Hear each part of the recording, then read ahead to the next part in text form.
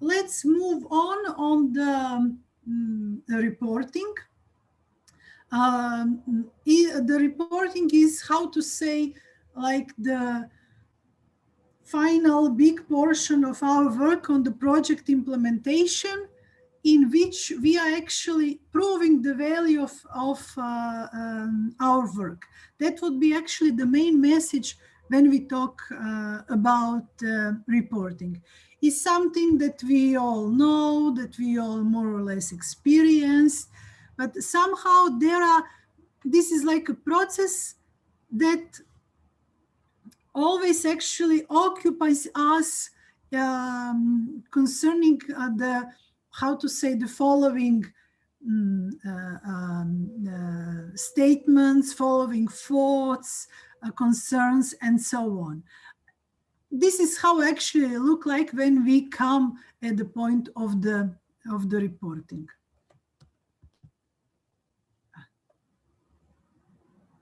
So, if we are going to discuss reporting, we would say, yes, reporting is important. We can't finish the work without reporting. It is very much needed, etc. However, we also expect that from this, what we are producing and presenting, the others recognize our efforts and our achievements. But we are actually tired. We came at the level of the project implementation, and now, like, we are done with everything. We even celebrated. We had some final event. Everything is fine, but now we need to find this energy for the reporting, as such. It's a huge frustration when we start preparing report and then we realize that something is missing, some information, some document, or even we are much more frustrated when we think that we prepared everything and then the donor representative is searching for more information that we do not have.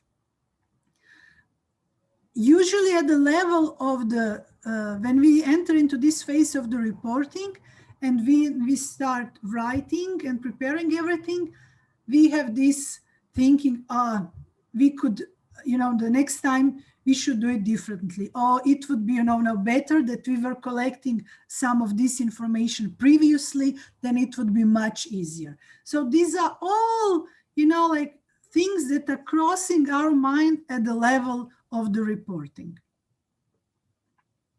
And especially, we are having a headache as program people of cooperating with our finance department, because there are always some discrepancies in costs, in what was planned, what was spent, etc. And as I said, like each question from the donor for clarification is actually disturbing. So, what is your experience? Is that sound familiar to you? Yes, of course it does. Not so much in the reporting itself, more about the self-evaluation of the project. I believe I mentioned that the day before yesterday. How to be sure that we implemented the project correctly and which are the points which that need improvement for the future. Yes, yes. For me, that is something I'm not very skilled to do. Well, how to say, the self-evaluation is very challenging because it's not objective, first of all. It's our opinion on how much we are critical to ourselves, whether we done something good or not. So there, I'm always, for example, impressed with colleagues which are always satisfied with their work, because I'm the type of the person that I always think Even when, for example, the training was excellent, I'm starting to think it was excellent, but for the next time I want to change this. And that is, of course, up to how we are functioning as individuals. And that's why the self-evaluation is always tricky if we want to actually do the internal evaluation of the projects implemented. Because then we have to, how to say, discuss among each others, among our project team, how the project was implemented, what was good, what needs to be improved, and to be skilled in, avoiding accusing conflicts and having actually enough energy and expertise to actually do the work correctly, and actually also write a report. So it's much differently when somebody else come and say, well, it seems you were actually struggling with your project partners, because this is the process in which two parties are involved. And when we are discussing how we are unsatisfied with our project partners, because then usually we are focused on them, and then somehow very often easily forgetting that maybe it's also something in our behavior or attitude that has to be improved. Formally, if you are following your operative plans, your monitoring plans, and collecting information, then for the self-evaluation or internal evaluation, check at the level whether everything was done, or what you have or what you don't have. It's not such a demand. But everything that goes into assessment, how was actually, what was really good, but what are the areas of improvement for ourselves, it's always challenge when we talk about the self-evaluation and internal evaluation. I would personally recommend internal evaluation somewhere on the half of the project implementation, just or on a quarterly basis, just to see where we are. But this is something on more operative level. But for the really objective assessment, what was really achieved, meaning that you can document this, I would always recommend to have actually externally provided support. Okay, are there reactions on this intro slide from the others? Some of your, how to say, the feelings and thinking process when we talk about the reporting level, cooperating with finance departments? I think that finance departments, I wanted to say about the last thing, but for finance department, it's funny because we always keep accounting ourselves and then the professionals, just to be sure that everything is all right. But for the donor requests after the reporting, like if they want to ask more questions, in the first projects, it was like a bit, we would get stressed, but after some time, I think that we are super used to it. Like, no problem, here it is, just like that. So, yeah. But it was. Yes. It was at the beginning, 5-7 years ago. Yes. Well, how to say, it's always, when you receive requests for clarification, it's always unpleasant, so I can tell you, no, be cool. They just ask, just respond and send the document. But there is always this tiny serve, I don't know what is in English. Warm. Yeah, warm. That is, like eating you. You can't be so cool and relaxed because you immediately think, okay, what we have done wrong. Now we are in trouble. We missed something. And of course, then we are, panicking. And what is mistake that we are doing? Instead, really, okay, sit down, respond, and attach the document, maybe even again. That's very often people are saying, but we already sent. So don't, lose time on discussing that you already sent something. Respond on that email or letter, write these few sentences and attach the document again and go on. But of course, we have the whole discussion group, why they ask this, maybe they think this. And then especially since civil society is very much value-based, then we have this problem. They do not trust to us. Maybe they think that we cheated something, but we were working so hard and we wanted to do. And for example, the question is, okay, and especially now when we have lots of administration, like state authorities involved in the whole process, we said that we will train 20 people, but then for the same money, we 25. And then they ask us, okay, why you trained 25 instead of 20? And then of course that we freak out because we expect that they understand.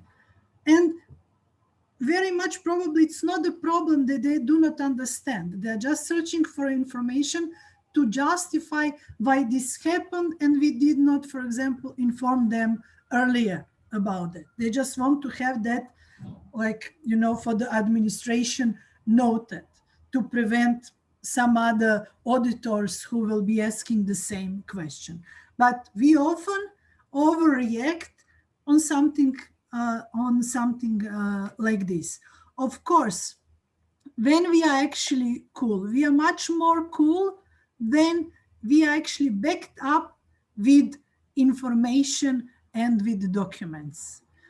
When we are missing something, then we start to panic. And that is why, based of course on my experience of someone who was monitoring projects, reviewing the reports, and often writing letters to those for those authorities that you actually received, this is missing, this is unclear, and so on.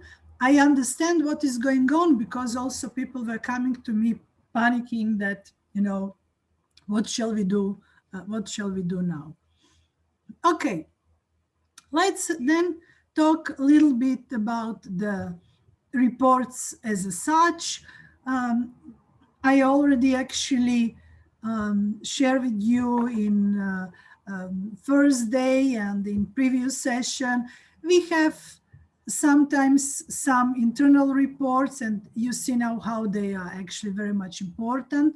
Of course, we have those formal requests from the donors for reporting, and that is then usually presented in our contracts. We have some certain forms that we have to follow, and so on. All those reports, either they are internal, or depending on the type of the donor, they can be monthly reports, quarterly, some progress reports, and final reports. When we talk about the EU funds, usually you have the progress and final reports. But sometimes also some monthly and quarterly reports can be introduced because of different reasons, and they can be even in the non-formal form, just to follow your progress. But what is the certain, you always have this progress and final reports, depending, of course, on duration of the project.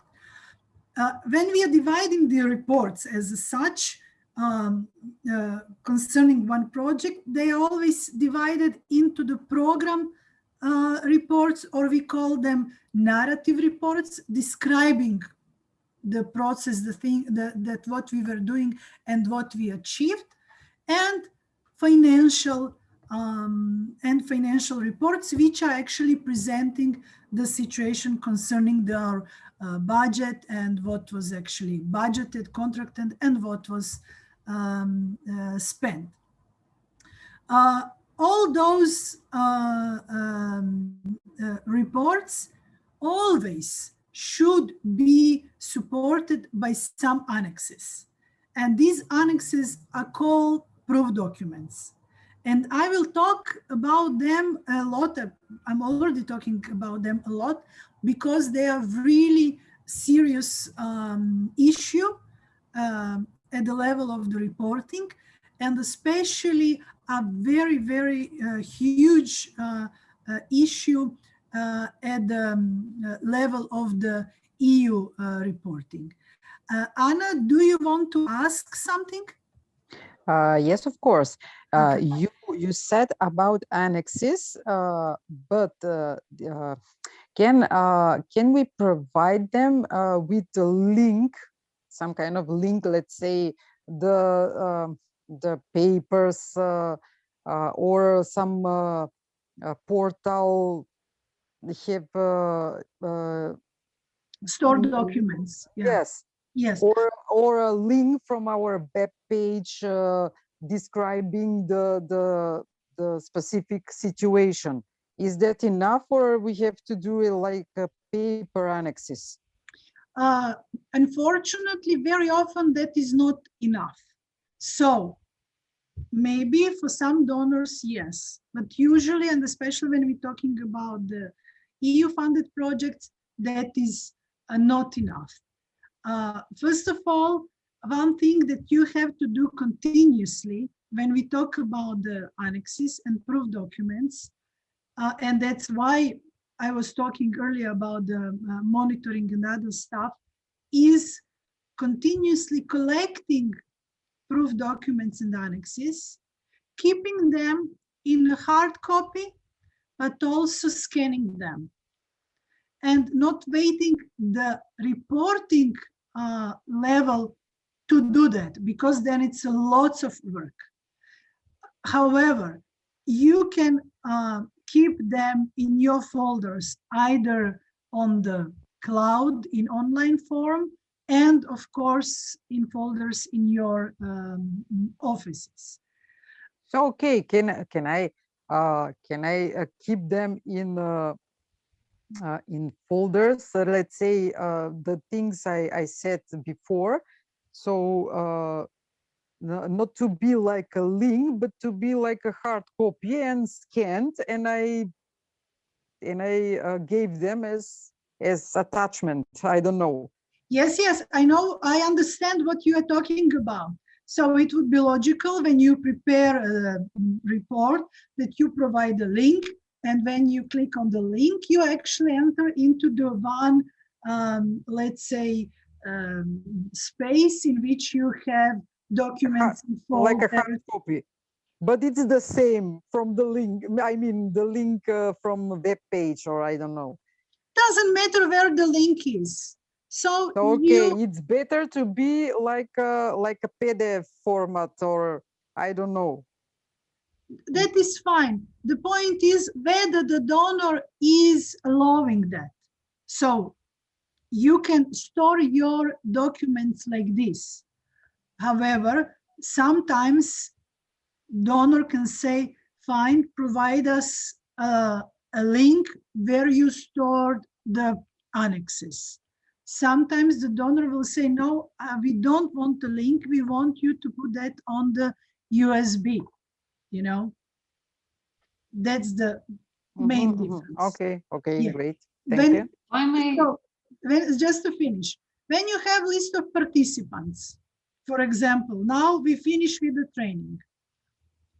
The first things you have to do is to actually, you have a folder, activity 1.3 training. And in that folder, you will have, for example, documents from the preparation phase. Then you will have about the expert. Then you will have about the selection of participants. Immediately, the list of participants with their signatures you are scanning, putting that PDF, scan document, whatever, into the folder on participants, and then following the same structure, you are storing that document in hard copy in the folder in your office. Is that, do we have understanding on this?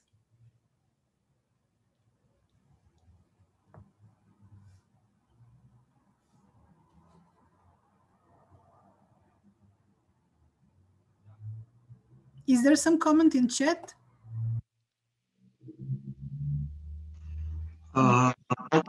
Questions. Which are the usual documents that should be put as annexes to the program report? I will talk about it in a few slides. First, let's talk what should be in the narrative report as such, and then we will talk what are the annexes in relation to the narrative report. I also have exercise for you on that topic. Okay, thank you, Dime. So can people continue to follow with the presentation? And yes, I will. I just wanted to say in the chat, Anna, this is from previously, but when you were talking about getting stressed, she shared an advice from a teammate who told her, calm down, you're human. If you made a mistake, you can always apologize and fix it. So I think it's a good... yes, exactly. This should be approach. Yes, yes, this should be definitely approach. Thank you very much. So the narrative, what we are putting in these program reports, in these narrative reports, what is usually the content of the formats. I actually like to clarify to people because we are now very much in the region obsessed with EU funding, and then it's always presented as something like a mission impossible. And then when we are talking about the preparation of the proposals, I like to stress out that the project proposal, project format is more or less the same for all donors. The difference, it can be in some few additional questions or in the quantity of the information that is requested. So if you're requesting some small grant of 2,000 euros, you will have some simple format, of course, for the application, but the main elements that you have to understand are the same like for the 20,000 euros or 200,000 euros. It's always a background, it's always subjective, it's always activities, results, indicators, cooperation, visibility, sustainability. And the same is, of course, with the reporting. We are at the reporting level always interested to learn what was actually planned to be done and what was achieved. That means that there are always situations that in our description of the action, in our proposal, we actually proposed set of activities to be implemented. We described how they will be implemented. But at the level of the implementation, maybe we had to change something. Maybe some activity that we planned to implement in 5th month of the project, we had to reschedule on the 3rd month or to reschedule it later on, you know, and the such a stuff. So maybe we actually wanted to involve 20 people, but then at the end we involved 15 or 25. Maybe our partners actually were having poor performance and we had to actually cancel cooperation with them or to actually change them and so on. These are all information that we are presenting in the report. In addition to this, we of course are not just talking what we have done and what was problematic. This is now finally, the chance to also talk about successes, some added value elements that happen, some, interesting moments, something that actually was totally unexpected, or something that happened as a planned result already in the 6th month of the implementation, and we expected that change in the 9th month or even later on, and so on. All these actually information are the information that we are presenting in the narrative part of the reports, including the visibility, how media reported, how people reacted, and of course, how we perceived or have already operative plan for the sustainability of our project. Some key elements include definitely presentation of activities. And this is usually the largest part of our report. So we are saying it was planned to implement this activity. And then we are saying how actually it was implemented, providing now details on the implementation, when events happened, how many visits happened to some beneficiary, how the things were organized, some, like the specific elements that happened, and so on, not to repeat myself. Activities are closely connected with the costs, meaning with financial report and proof document.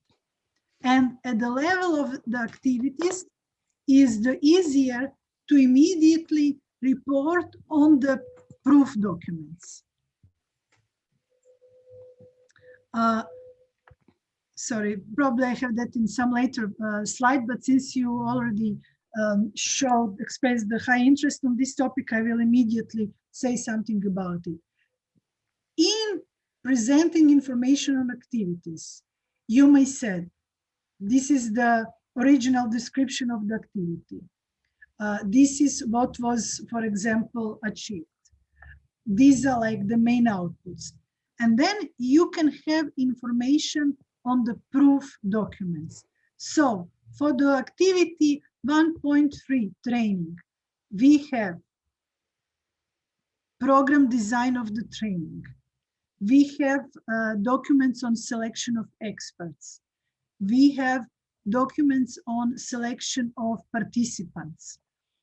Then we have documents proving that training happened, meaning materials, reports from the training, a list of signatures of participants from the training, evaluation forms, and so on. These are all proof documents for such activity. Since these documents are closely connected with the finances, this is the moment where you have to actually make a plan with your finance people, how you will present information, meaning whether you will be having just all data stored into the activity 1.3, or you will have folder activity 1.3 and then maybe some program information and then maybe some finance information. However, when report is assessed, then you are actually checking both activities description and both the document where the costs are presented. And that's how very often then it is happening that you have a question. You reported a cost for 20 persons, but you actually involved 25 persons. Or you are reporting, for example, refreshment break for 20 persons, but actually there is only 15 names of your list. And then you need to clarify why you have invoice for 20 or cost for 20, but actually it was not group of 20, it was group of 50. Can you catch on what I am talking about? Dime. Yes. Okay. Okay. Excuse me, Andrea, you asked us?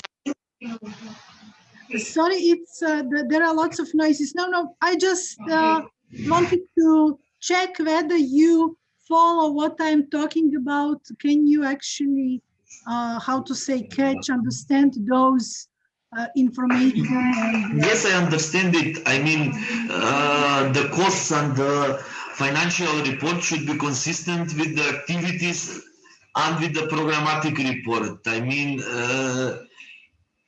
yes, I understand that. Okay, excellent. Let's then move on. When we talk in the report about the results, it's now the more comprehensive level of information. So activity level was very much operative. This was planned, this was done, these were problems, this is what we produced, and so on.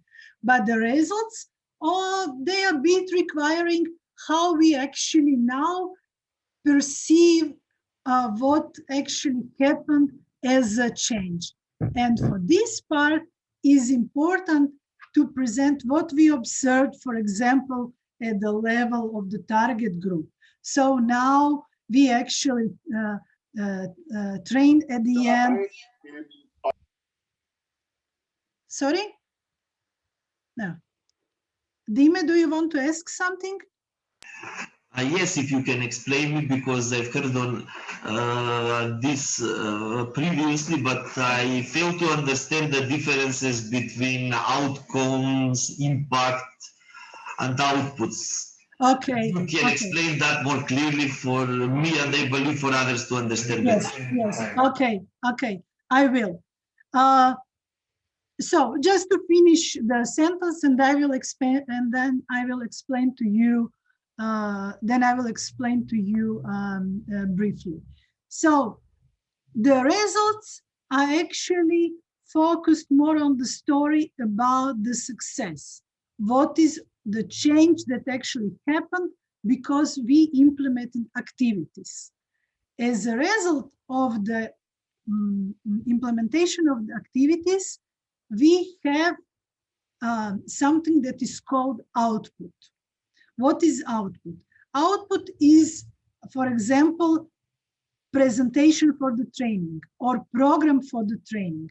Something that, how to say, you can touch, you can keep in your hands, saying, you see, we actually produce this.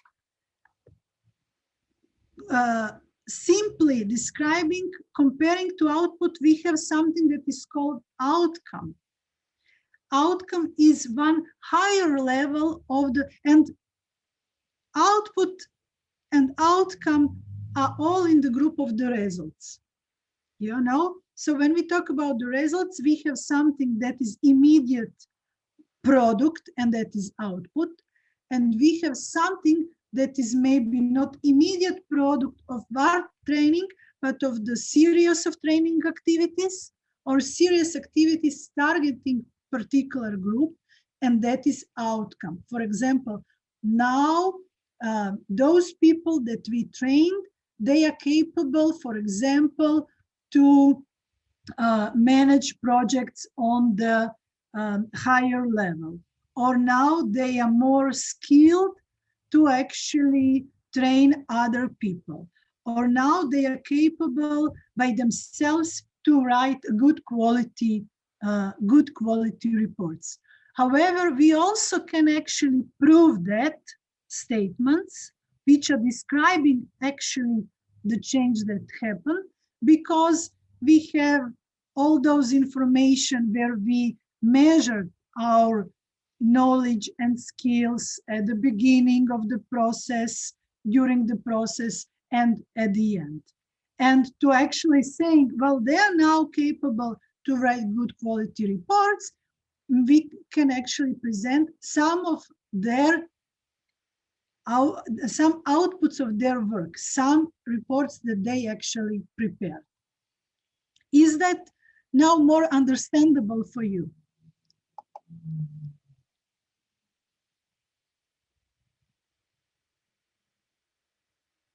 Okay, excellent. We have one more term, that's impact. The impact is also the part of this story about the results. And actually it presents the change that happened because of everything that I was mentioning until now. But the actual impact is often very hard to measure immediately after the completion of the project and immediately after the completion of the activities. Is actually the long-term change. But very often in the EU forms for proposal application and for the reporting, you actually talk about the impact. But the real impact would be if we would measure after, for example, some period of time, 6 months, 1 year, 2 years, what is going on with the results of our project. So now those that we were training, they are training others. Now they are actually successful project, managers. So impact is simply saying how the results of the project are live after actually some time of the project completion. For example, are we 6 months or 1 year after we finish with our diet still skinny?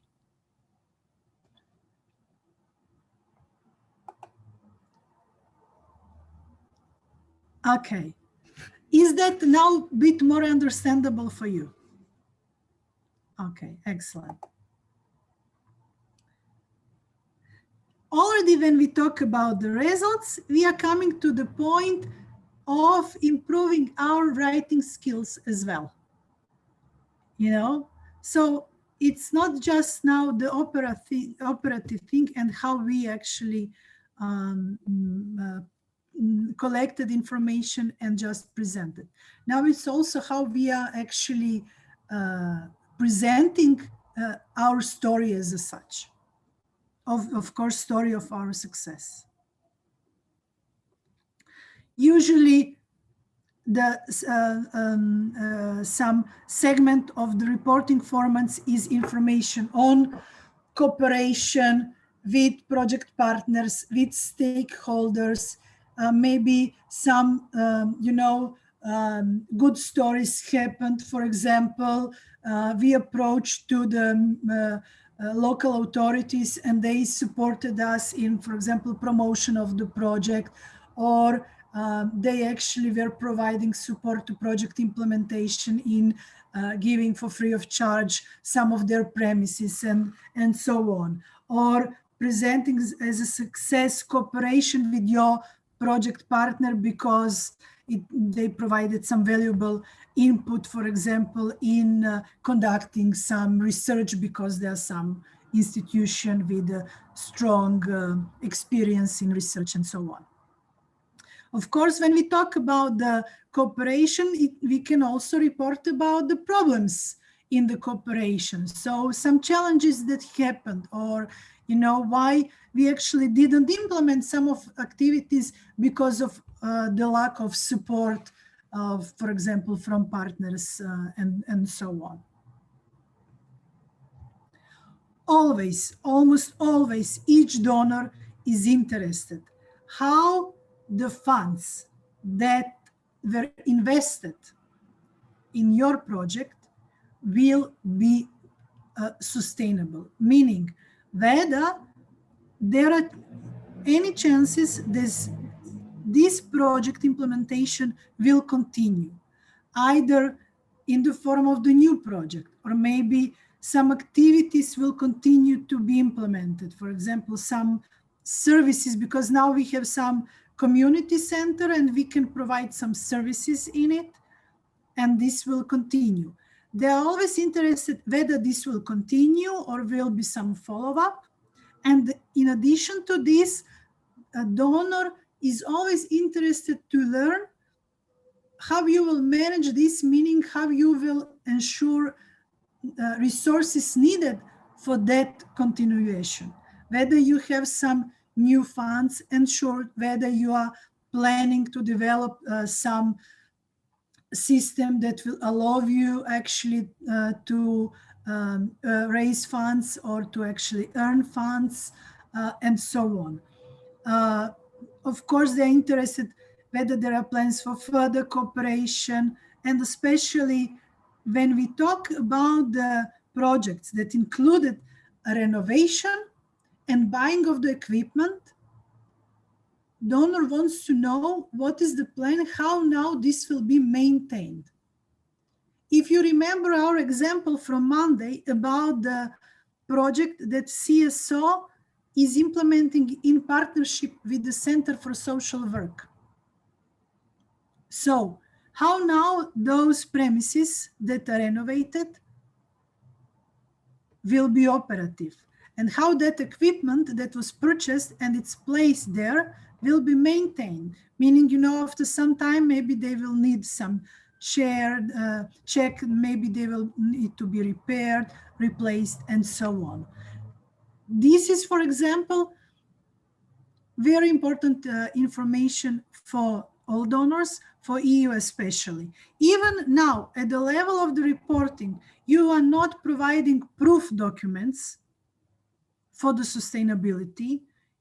You are required to actually provide some decent level of information, because this can be checked sometime after the project is completed. For the end of the story about the narrative reporting, I just want to wrap up some information that are usually presenting the main weak points of the narrative reports. When we talk about the activities, usual mistake is that they are just copy-paste from the proposal, and then they are transferred into the past tense. You know, in the proposal, we were saying, we will do this, and now we are just saying we did it. Then, very often, it's a problem of presenting the target group. So now we have some completely different numbers comparing to those that we have in proof documents. Or we just copy-pasted from the proposal and did not actually match with the proof documents. Or when we talk about activities, some changes happened, but we did not report them to the donor. And then, of course, donor is confused, having questions like, fine, you spend the same amount of money for the training of 25 people, even you were actually planning to train 20 people. But the question is why you didn't report about that. In EU-funded projects, this is a serious issue, because every time when you have some change in relation to what is written in your proposal, you need to report it. Even it's like a great thing because you will train more people than you originally planned. But this should be reported in advance. When we talk about descriptions of the results and sustainability and so on, they very often tend to be general. And then they are actually, then you are asked to clarify more, or simply this part of your report is assessed as a weak. And then it's a problem because you've done a great work, but since simply you didn't provide some substantial quality of information at that part, in general, you are assessed as the poor performance at the level of the results or sustainability. Very often, since we want to get rid of that report, we tend to be very brief. So it it's not a problem if you write more. So better to write more, better to explain more instead of actually to be very short. It is very hard to understand for someone who did not participate in your project implementation if you just, give facts. And now you have a power to actually interpret that. So use that actually opportunity. I think that the story about proof documents and problems, if they are lacking, is now actually more or less clear. The one very, very important information when we talk about the proof documents and outputs is their quality. What is actually happening? It is happening that, for example, in the proposal, it's activity of conducting some research and producing the study. And key proof document for that activity is the output, which is called a study that is produced. In my monitoring practice, I often finding the poor quality of those documents, which are very often very expensive because we paid some experts to work on it and so on. So what you have to do if you are not, for example, experienced with a certain part of the work for which you are hiring experts, to check whether, for example, document like some report, study, policy, and so on, is prepared in line with the standards of that profession. Because you might face a problem at the level of the reporting. The donor say to you, listen, you said that you will produce a policy document, and this is a free-page document, out of which one is cover page, and the last page is about annexes. So you paid few thousand of euros just for the producing one document, one page. And this is unfortunately very, very much often the situation. And please consider it. Take care about it. Okay. So there are questions about what I was presenting now. Okay, I'll say a couple of remarks. First, if during the implementation of the projects there are any changes, it should definitely be, it should definitely be stated in the final report, and there should be a logical framework to explain why those changes are made. And the second thing, a little bit funny, in our organization, during the documents, we often have a long policy papers for, let's say, 50 or 100 pages, which are paid very little, like, I don't know, 200 or 300 euros. So we have an opposite example of what you just said. Okay, so you are paying very little experts that you are hiring. Yes, exactly. Well, you are very rare case. It's actually, this is not the story whether you are paying a lot, too much, or little, or too little, and so on. It's a problem whether something that the donor is funding looks as it should look like, whether it's a good quality document or it's a poor quality document.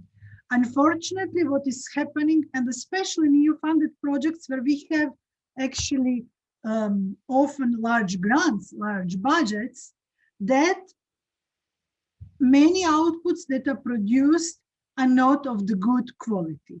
So, Dime, you are exception. You have to change your approach.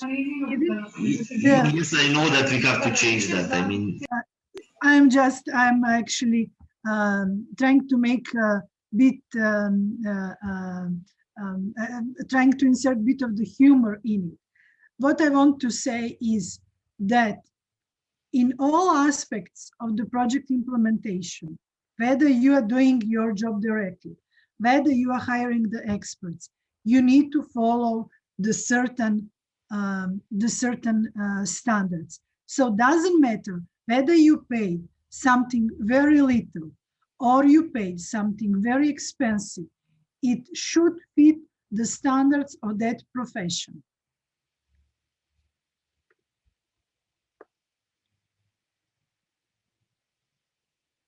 Okay. Somebody else wanted to, because I heard some other voices, but was not sure whether. Vasilia, you wanted to say something? No?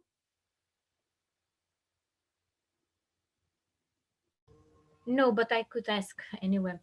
Okay. I want to ask about the activities are just transferred into past tense. I mean, I understand what it is, but I want to give me more explanation how, or just more, simple advice.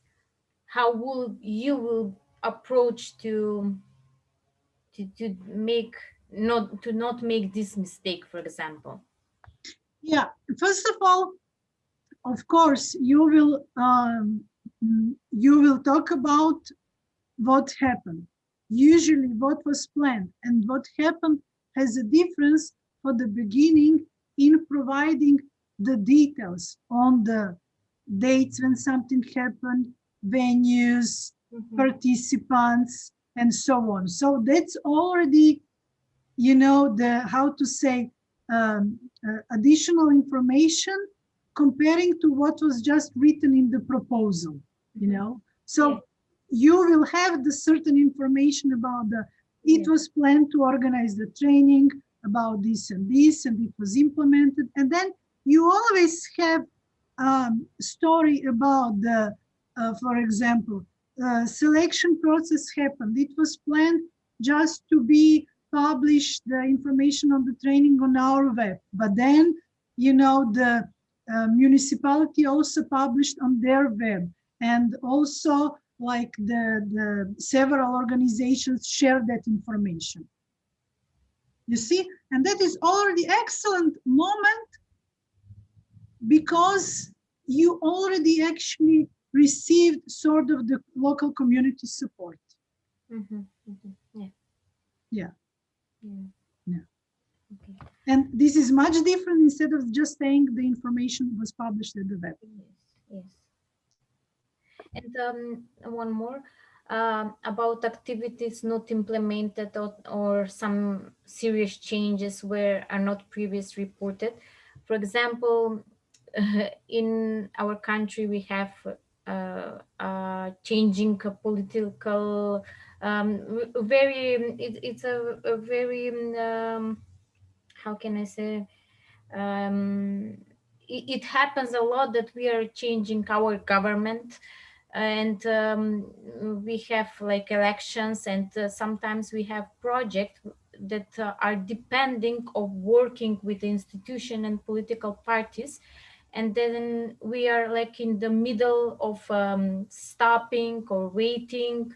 In that case, we have changes, of course, that we are reporting the changes, but I just want to hear a simple advice from you. Yes.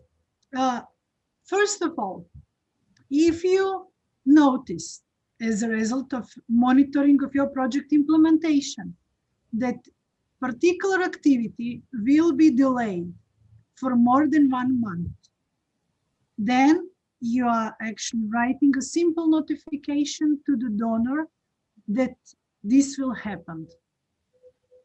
This notification is becoming a proof document for that change. Maybe you will be in a situation of saying this particular activity is now not appropriate to be implemented.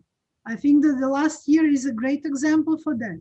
So then you again writing a notification saying, instead of organizing training in 3 local communities, we will actually turn that into the online environment. So this is the change that we are reporting, but we are reporting it in advance. So it doesn't matter that we all work in that online environment.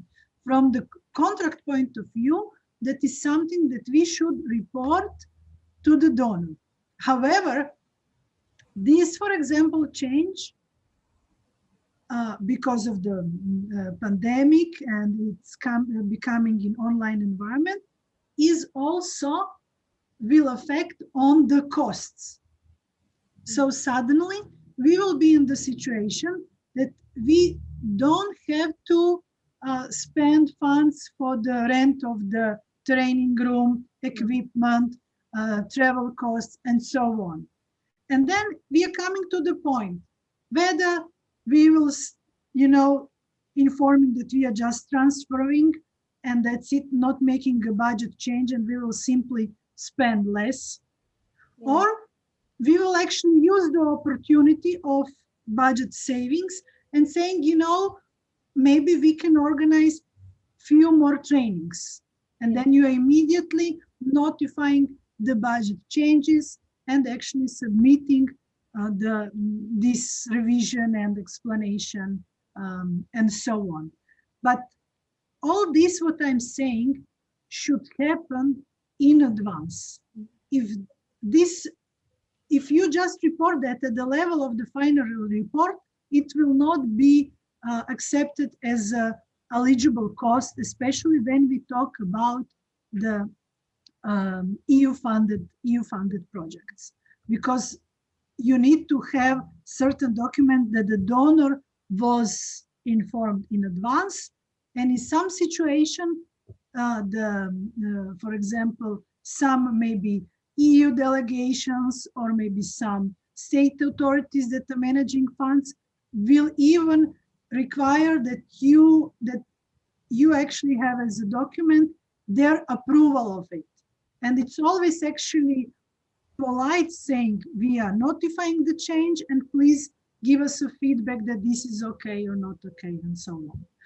So this is, now I can talk another hour about the changes, but I'm trying actually to simplify the story, to be aware that changes are possible, they are happening at many levels: timeline, budget, partners, experts, staff, and so on, target groups, and so on. But they have to be notified in always in written and in advance. So keep that in mind. Anna raised, yes, thank you. About this political affairs thing, I usually put in a project like possible risks. Let's say changing governments.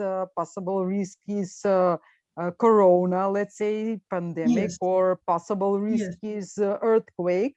So I usually put them in possible risks that will affect of our project. So when anything of that happens, you were predicted. You predicted that kind of risk. Exactly. Yes, and then, I usually do that. Yes, and that's very good. But no matter what you predicted, when actually this happened, you have to actually notify the donor. Yes, of course. And I usually have a plan B. What if that happens? What would I do with my project? Let's say the project was some kind of event where we should in a hotel, and 2 or 3 we are switching digitally through our let's say not Facebook, but Zoom meetings or Zoom webinars or something like that. But we will finish the project. Yes. As we planned, but we planned the plan B. Yes, exactly. And that is good project planning and good project management. Yeah. No matter what, the planning is needed and predictions are needed, but of course, always something can actually happen, and that's like simply that's that's life. No matter what on the plan, you need to be ready for also some possible contingency situations, yeah, which requires, of course, immediate reaction. Okay. So what is the situation? We have 15 minutes more, and what I want to share, what is on the agenda to share with you, it was to actually now I have like a few slides concerning the financial report, and then I wanted to do some small group work, and of course I also have homework for you. There are now the question how to use the best this last 15 minutes. Shall we do one exercise on defining the proof documents, or and then finish, and then I talk about the financial reporting on Friday morning, or shall I continue with actually talk about the financial reporting, and then you choose whether to do this task for the small group as a part of the homework, or maybe the first thing on the Friday, and so on. So the question is, who would like to now to continue with the presentation? Just give some sign,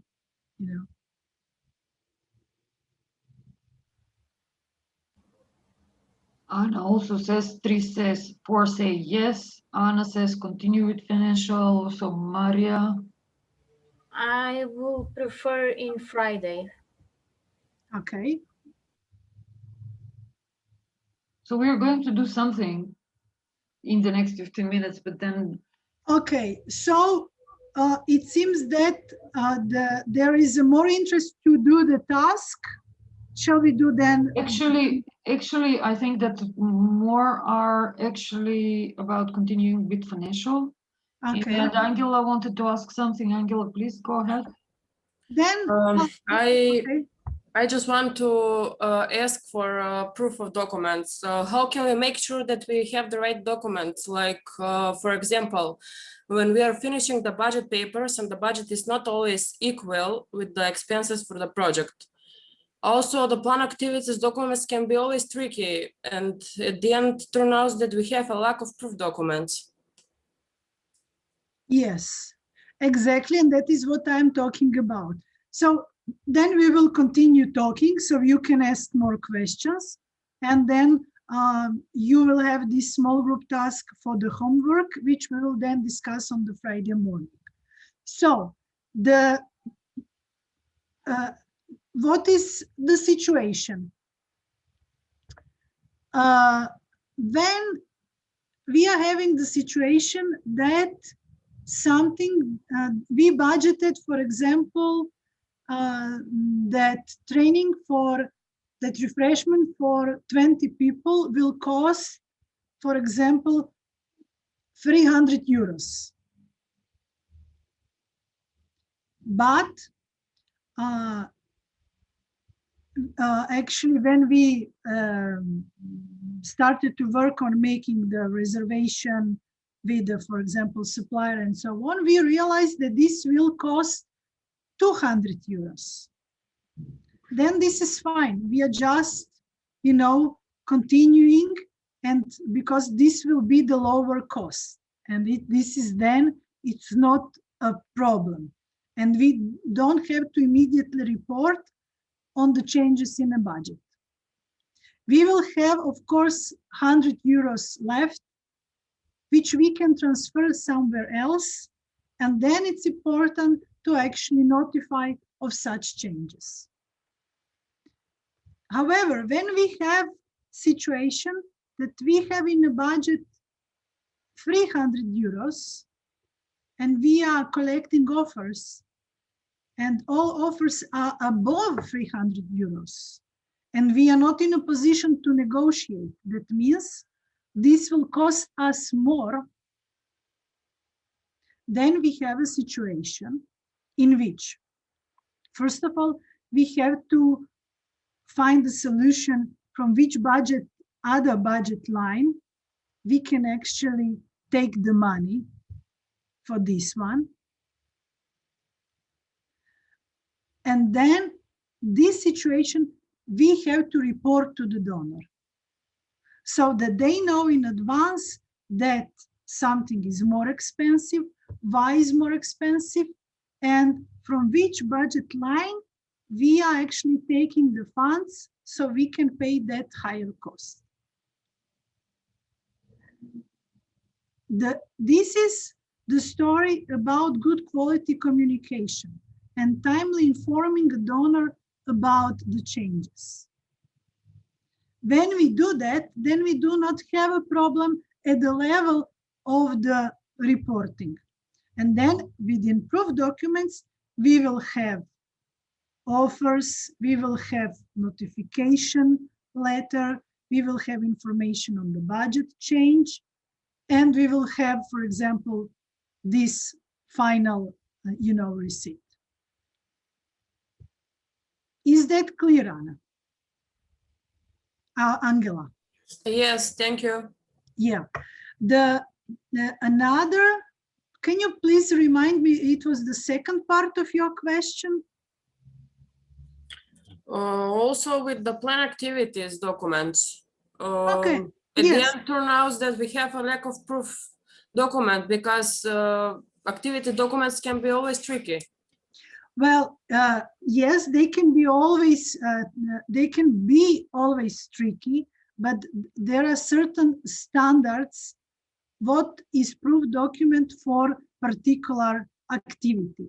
And it is already up to us when we are defining the proposal, what we are saying that it will be like a proof document or output. And when we are defining our operative and monitoring plans. But actually proof documents for activities are those that are proving everything that we have done during particular activity. So if we have, for example, situation, we say, well, we selected participants. What are proof documents for something that we say it's selection of participants? What would you say? Anyone can actually respond on this question.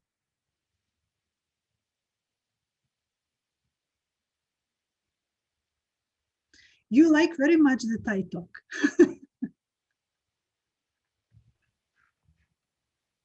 We can use Excel table that we gathered the participants received, and then we have proof for the selected and then rejected and on standby list. Yeah, what I can tell you, what is happening in the practice? It is happening very often that we say, but here is a list of selected participants or target group. But yeah, but actually, wait a minute. What you have done before that, first, you actually produce some document with the criteria. Then you published maybe announcement saying, we are implementing this training or starting providing a service. If you want to participate, please send us email with the following data. So we already have that announcement. Then you have some emails that you received. And then you were reviewing those applications and you made some kind of the report. And in that report, as well as said, you will have information. Who is selected, who is on the some reserve list, or who is not selected at all. So you see how many documents you are actually producing until you come to that actually final list of those who are selected. So it's not just one document. And that is usually what is the problematic, because we just come up with a list, one list with the names. Those are selected. But that's not the proof document for that activity, because you actually conducted many tasks before. Angela, is that now more clear? Yes, thank you so much. Okay, so let's then continue with the presentation on the finance part, because it's of course it's actually very similar. Like when we talk about the financial proof documents, we usually think, well, we just have, for example, have final invoice or receipt. But actually, what we usually have is also some offers, contract, we have the invoice, and we have the document proving that invoice was paid, because that's very much important.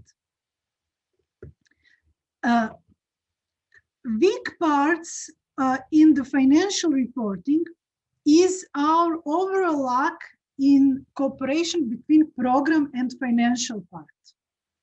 What is usually happening? Program people are much more involved in learning about the proposal development, in learning about the reporting. They are in contact with donors, partners, and so on.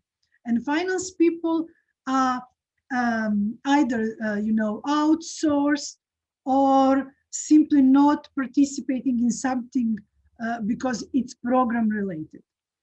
And then we have some of those problems that the financial report is problematic because some rules from the contract are not followed. For example, we did not notify the donor about the budget changes. Or the costs occurred are higher, but we did not notify the donor about it. Or some budget items are different than those that were contracted. For example, we said that we will buy 3 laptops, but then we didn't buy laptops at all. We purchased those, desktops, and we purchased 5 of them. So no matter what we are thinking, that's not the same budget. And then that's the problem. In all these situations, we are required to provide some explanation and documentation. And very often it will happen that this will be accepted. But we are in such situations in great actually risk that this will not be accepted as an eligible cost. And that's why actually I am actually talking so much about it and importance of reporting all changes and collecting each document, because each document is important. What is happening once reports are produced and all proof documents are collected? Very often they are not put in order.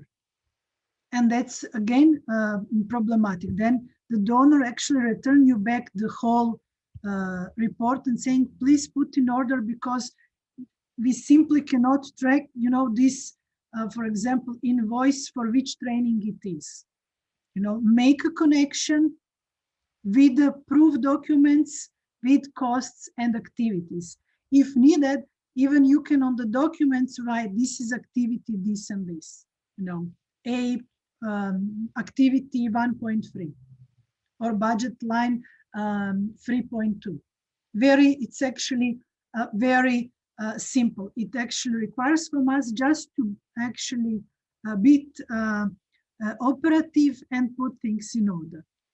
Yesterday, I'm not sure, maybe it was Dime or Vele, some of the actually guys ask about the eligible costs. What is the definition of the eligible cost? And then now I prepare this for you that you have here. What is important to have in mind? Yes, we said to be implemented, costs, they have to be incurred during the implementation. They have to be calculated in the budget, necessary for the implementation. You, of course, need to identify that they occurred and that they are actually paid. And they need to be reasonable. What that means? It means that you might have in your contract amount of, for example, money for some laptop for 700 euros. But the situation on the market changed. And for example, the price for that laptop decreased to 500 euros. Then it is expected that you actually follow this good management practice and that you actually buy laptop according to the market price, which is now cheaper, you know, and not just to pay to anyone this 700 euros because you have that in the budget. So our approach to budget is always to try to get something for less money that we have budgeted, to actually search where we can get a better actually market price in order to make, of course, savings for situations in which maybe we will not have the enough funds. Is there any question? I heard some voice, so. Rodna said this is from the chat. Is it enough to send only notification, not to ask for a confirmation from the donor? That depends on the donor. I wouldn't go now into this discussion because we came to the end of the training. We can discuss that on Friday. This even depends, now when we talk about the EU-funded projects, on the institution that is acting as contracting authority. When we talk about EU funds, the general conditions are saying that you just have to notify. However, at the moment of the signing of the contract, I always suggest, and I always do myself, checking whether I need to wait on their response, because the practice may vary, just to be on the safe side. Okay. The last two slides is the list of the proof documents from EU practice, meaning EU-funded projects that are proof documents for financial documentation. I will leave this to you. I will not go now explaining each document. Please actually read them. And if you will have questions, prepare them for Friday. And exercise them in a way to actually try to make this one simple task. And that is, you, for example, have activity that is to conduct research in 10 communities. So that is activity. You can now go into details as much as you want, but what I want to hear from you is idea. What you think, what can be possible proof documents for the activity that is called to conduct research in 10 communities.